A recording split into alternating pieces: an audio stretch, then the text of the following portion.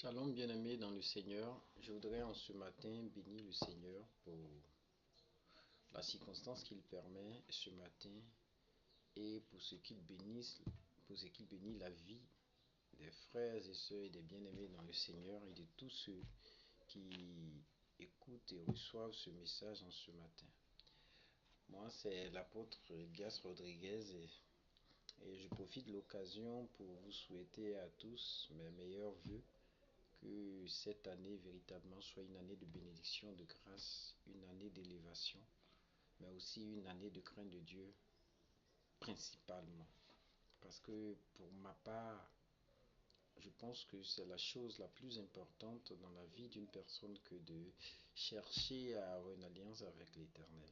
Et donc, que Dieu nous bénisse. Autrement, on ne pourrait pas réussir cette année. Parce que une chose est de commencer cette année, mais une autre chose est de la voir s'achever.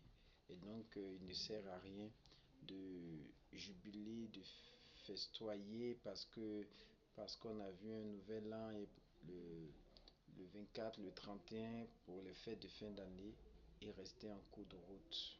Je pense pour ma part que c'est pas le plus important. C'est vrai que la mort elle est la chose la plus évidente dans la vie d'une personne et donc ce n'est pas la mort qu'il faut craindre, mais c'est la manière de mourir, la manière de quitter la terre. Et quand on quitte la terre dans des conditions tragiques, quand on quitte la terre dans des morts qui doivent forcément désigner un responsable qui nous aurait tués, soit par la sorcellerie, soit par des envoûtements, des incantations sataniques, c'est déplorable. C'est déplorable. On aurait voulu pour tout le monde que l'on vive et normalement et qu'il parte dans la paix du Seigneur. Et donc, vraiment vivons de manière à ce que l'Éternel puisse vraiment recevoir de nous le meilleur en tant qu'être humain, mais aussi reconnaissant et pour le souffle de vie qu'il nous donne. Et que Dieu nous bénisse. Ce matin, voilà, il y a un verset biblique qui a attiré mon attention et donc que je voudrais partager avec vous. C'est dans le livre de Proverbes, le chapitre 13, le verset 18.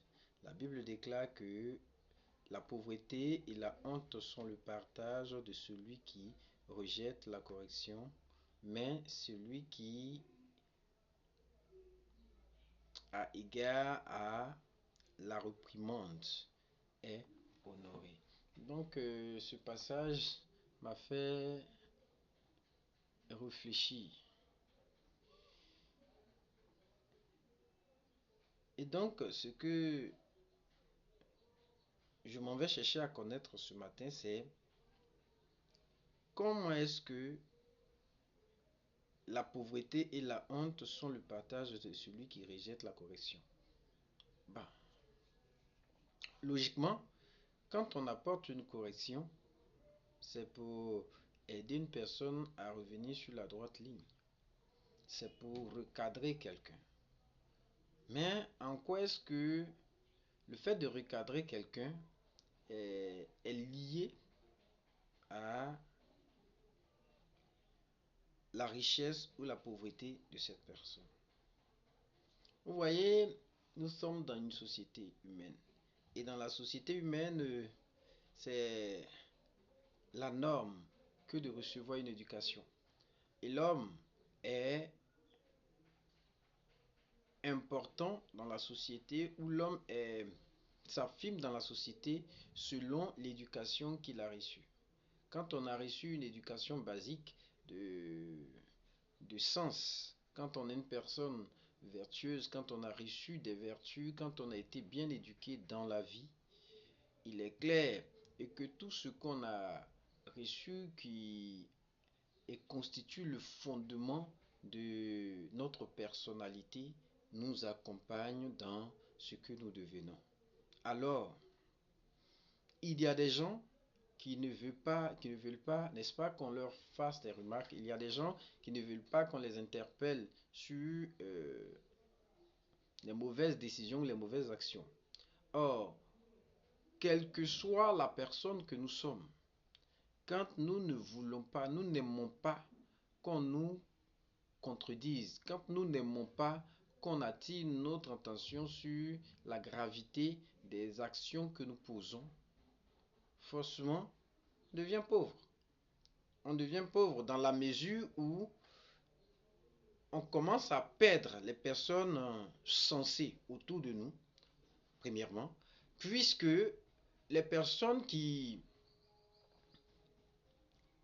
sont honnêtes et qui peuvent nous parler honnêtement vont commencer à être malvenues dans notre vie. Donc on va commencer à aimer des gens qui nous acclament et qui nous encensent, qui nous accompagnent dans la médiocrité, qui nous accompagnent dans le faux vrai, c'est-à-dire dans le semblant. Or, des personnes qui vont nous accompagner dans le semblant vont construire autour de nous un château de sable, pendant que des personnes véridiques qui sont capables de nous aider à entendre raison vont commencer à partir. Parce que le sens déteste la sottise. L'intelligence déteste la stupidité. Et donc, à force de parler et de parler, à un moment donné, des gens qui sont en train de trop nous réprimander vont être vus comme des personnes se supposant plus intelligentes que nous, des personnes se croyant ou se pensant mieux placées que nous ou plus importantes que nous. Et donc, on va se défaire de ces amitiés-là. Et quand on se défait de ces amitiés, on commence à rentrer dans du faux, dans du semblant. Et le semblant est là tant qu'on l'arrange. Le semblant ne va plus te donner conseil. Et c'est ce qui est le faux ami. C'est-à-dire, il va toujours t'attirer vers ce qui peut te maintenir dans un standard de chaud, dans une effervescence, et tu vas penser que tu es en train de vivre. Tu vas penser que voilà, les filles, il faut les chercher autant qu'on peut, il faut se livrer à toute forme de joie, il faut boire, il faut... Or, tout ce que tu utilises pour faire toutes ces choses-là, tu les perds parce que ça ne revient pas. Alors, une chose encore plus importante, c'est que l'homme vit sur la terre pendant un temps. Et chaque minute que tu perds, tu ne vas plus la retrouver de toute ton existence. Et donc, quand à force de passer le temps dans le rêve, dans l'illusion, à force de passer le temps dans ce qui vraiment ne profite pas à la construction de ta vie, à l'édification de ta vie, quand tu vas te réveiller un moment, l'âge t'aura laissé. Tu ne serais plus aussi jeune, aussi frais que tu étais il y a 20 ans, 30 ans, 40 ans, 50 ans. Et tu comprendras qu'en fait, tu es ruiné. Non seulement tu n'as plus la force de rechercher et ce que tu aurais pu utiliser pour te bâtir, tu ne t'es pas bâti. Et tous ces amis qui étaient autour de toi et qui t'encourageaient dans le chaud, dans l'effervescence, ils sont en fait qu'un effet miroir. Sont en fait qu'un effet miroir et qui a disparu. Et ses amis ont disparu. Et ce qui te reste, c'est ta conscience, c'est sont tes raisonnements. Et tu te rends compte que tu as tout perdu. Pas parce que Dieu ne t'a pas donné l'occasion, l'opportunité de te réaliser ou de réussir ou d'entreprendre, mais parce que au moment d'entreprendre, au moment où l'heure de l'entrepreneuriat ou au moment où l'heure de l'affirmation ou de, de l'investissement a commencé, tu as préféré vivre à toute vitesse et tu as oublié d'entendre raison. Donc en fait, quand on réfléchit à tout ça, on se rend compte que la vraie pauvreté, c'est l'absence de sens. C'est-à-dire, c'est la stupidité. La vraie pauvreté, c'est la stupidité. C'est le fait de vouloir paraître, c'est le fait de vouloir vivre son temps, vivre son jour, parce qu'on ne naît qu'une fois, on ne meurt qu'une fois. Alors que cette interprétation des choses est une interprétation erronée. C'est pas parce qu'on ne meurt qu'une fois, qu'on ne vit qu'une fois, et qu'il faut faire n'importe quoi. Il faut faire n'importe quoi. Parce que quand on vit sur terre, la réussite se bâtit. La réussite se bâtit. C'est-à-dire, le frère que tu estimes ne pas pouvoir te soutenir quand tu as des difficultés financières, il n'est pas venu un coup comme ça pour devenir riche. Il a bâti. La sœur dans la famille qui est bien placée, que tu détestes parce qu'elle ne met pas son argent à la disposition de la famille, a eu le même parcours que toi. Mais seulement, elle a bâti. C'est-à-dire, pendant que dans le mois où, pendant que tu as 10 000, 15 000, et que tu claques cela dans les boissons, dans la cigarette, lui peut-être qu'il a 5 000, il dépense 2 000, il garde 3 000 sur un compte Wave ou un compte monnaie. Et quand tu as des problèmes, tu voudrais que les 3 000 qu'il a gardés là, ils prennent pour venir t'aider, pendant que toi tu as eu 10 000, c'est-à-dire tu as eu plus que lui, certainement, et tu as dépensé. Et c'est ce qui fait que dans les familles, ceux qui sont fonctionnaires font pitié parce qu'on met toute la charge familiale sur eux. Pourquoi? Parce qu'on sait que lui, il est salarié. Mais peut-être quand on calcule ce que nous-mêmes on a individuellement, par nos petites activités, on gagne plus que lui. Je prends par exemple un instituteur. S'il a trop, c'est peut-être 200 et quelques mille. Mais pour quelqu'un qui fait une activité qui a peut-être 10 000 ou même 5 000 par jour, et quand tu comptabilises dans le mois, je prends par exemple 10 000. Sur 10 jours, ça fait 100 000. Donc dans le mois, il a 300 000. Donc automatiquement, il gagne plus que l'instituteur. Mais il se dit que 10 000, bon, il n'a rien gagné. Et donc, il dépense. Au fur et à mesure qu'il a 10 000, il dépense, il fait ses shows, il vit comme il vit. Et quand le mois finit, il appelle son frère qui est instituteur pour lui dire, ok, je dois payer ma maison, c'est chaud sur moi.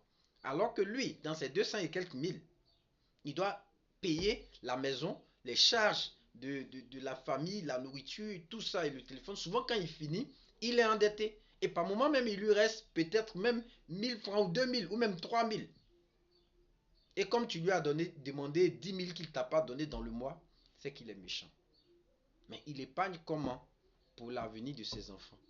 Pour ses enfants qui peuvent à tout moment tomber malades quand euh, euh, la famille devient un poids, une charge pour lui et qui ne peut pas l'aider à s'épanouir. Aujourd'hui en Afrique, il est triste de le dire, mais on le dit. Personne ne peut prendre soin de l'enfant d'autrui comme par le passé. Non. Quand tu meurs, tes enfants sont exposés. Quand tu meurs, peut-être dans les premières heures, les gens vont essayer de te tendre la main là. Mais après ça, c'est fini. Tes enfants sont là. Ta femme est là. Et ça fait pitié, mais c'est là. Et encore heureux si on ne vient pas leur arracher l'héritage que tu leur as laissé ou ce qui leur revient de droit. Donc, ce qui rend pauvre, c'est pas l'absence de richesse, mais c'est la stupidité. Parce qu'on peut être riche, nanti, et puis mourir pauvre. On peut commencer riche et mourir pauvre. Comme on peut commencer pauvre et avec des conseils, devenir très riche. Devenir très riche, honnêtement. Quelqu'un me dira, mais il y a des gens qui, qui réussissent facilement. Personne ne réussit facilement. Même quelqu'un qui a des parents riches, qui est né dans une famille riche et qui n'écoute pas les conseils, finit pauvre. Il finit pauvre. Tout le monde veut vivre à 100 à l'heure, à 200 à l'heure. Mais celui qui réussit, il regarde aujourd'hui et demain. Donc il préfère avoir faim aujourd'hui pour être mieux placé demain que de vivre comme il veut aujourd'hui pour tendre la main à tout le monde demain. Regardez autour de nous, tous ceux qui réussissent, c'est comme ça. Ils ont la possibilité de faire un marché de 5 000, 10 000 par jour. Pourtant, ils préfèrent faire un marché de 2 000. et garder 8000. Quand tu rentres chez eux, tu as l'impression qu'ils ne mangent rien de bon. Mais demain, quand on dit qu'il y a un problème dans la famille, c'est lui qui se lève. Pas parce qu'il est bête, mais il se bat pour l'honneur de la famille. Et donc, c'est pas parce qu'il se bat pour l'honneur de la famille qu'il est bête. La famille a une charge, mais il a des priorités en dehors de la charge. Donc, que Dieu nous bénisse. Excusez-moi. Ce matin, c'est seulement ça, ce que je voudrais partager avec vous. Et pour dire que la Bible déclare que la pauvreté et la honte sont le partage de celui qui rejette la correction, donc rejette les remarques et voilà. Mais celui qui a égard aux réprimandes est honoré. Donc celui qu'on peut conseiller, celui qu'on peut réprimander, celui qu'on peut ramener sur le chemin, il réussit toujours. Il réussit toujours parce qu'il est humble. Il est humble. Et ce qui le bâtit, c'est son humilité. Que Dieu nous bénisse. Recevez la paix de Dieu chez vous. Shalom.